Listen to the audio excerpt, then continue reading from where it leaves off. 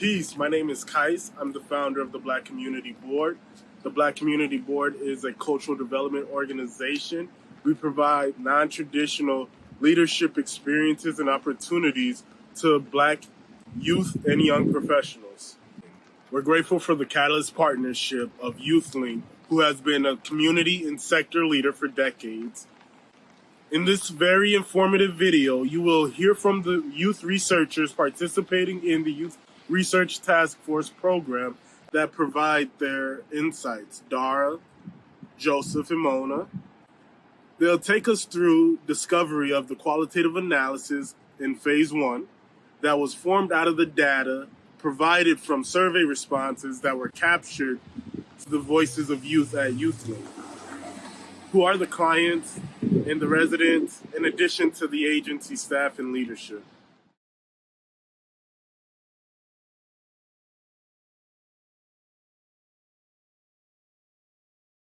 Dara Jackson, and I'm part of the Youth Research Task Force developing the Cultural Stewardship Report Card. I identified the legal definitions of the terms commonly used in the service industry and how the admin, direct staff, and the youth engaged and understood them. I would say that was the most difficult part because you're analyzing 3 separate tiers of the common understanding of the terms. My initial assessment was that I noticed that the admin and the direct staff both either knew exactly what the terms meant or knew how to find the answer to the terms.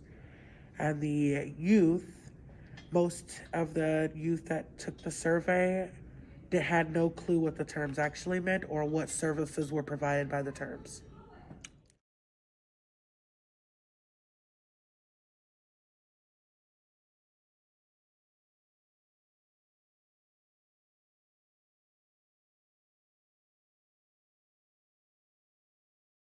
Hi, my name is Joseph Cole. I'm one of the researchers on the Youth Research Task Force, and I'm here developing the Cultural Stewardship Report Card for the youth here at YouthLink, and we will be analyzing survey responses that we gave out to admin and participants, and we'll be analyzing their responses to see how we can better the services here at YouthLink, and hopefully we can take that a next step and better the housing services for the whole state of Minnesota.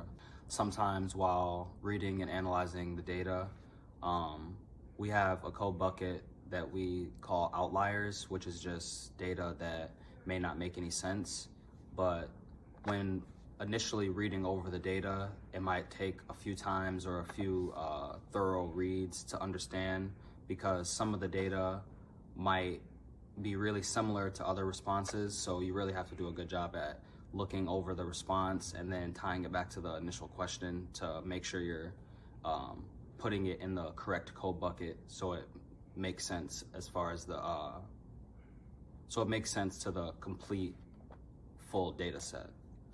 For me, it has been, I guess, exciting and in a way challenging, because it creates, it forces me and my peers to, I guess, think in ways that we might have not thought before, because we're being put in a position as the administrator when usually people of our age and of our demographic are the ones that are being facilitated, I guess. So right now we're in the space where we're gonna facilitate the focus group instead of being a participant of the focus group. And even just on that small scale, I think it take that and blow it up into the whole project as a whole. We're so used to the government doing the research and the government giving our answers and asking the questions. So I think this space gives us an opportunity for us to do the research, ask the questions, and take advantage of it. And we read each response, and we came to an agreement about what response kind of counts as a experience answer versus an answer whether they might not have used the services here at YouthLink. So each response, we just read it over and talk amongst each other to decide which code bucket that we're gonna put it into. So the work that we're doing honestly wouldn't be able to be done without each other, because I think it takes more than one people to do this type of work. Because if I were to do it all on my own, I might not see some other things that my peers see, and our experiences are a little different. And this whole project is in a way that the youth and the way that we want it, and not just the people that are governing us, how they want it to look.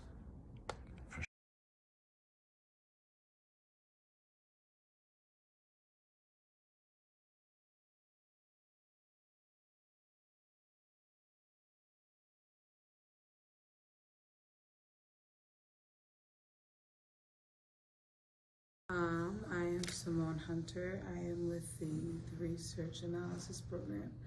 We are developing the Stewardship Report Card. Our experience has been really great. We've had a lot of great people come in and offer their support, especially TC is really great. He broke down a lot of things that I was initially confused on, but really simplified them and let me know that I can really tackle this using my own methods and my own vocabulary, which helped a lot. We basically analyzed data that was collected previously through surveys that were getting given out here at YouthLink.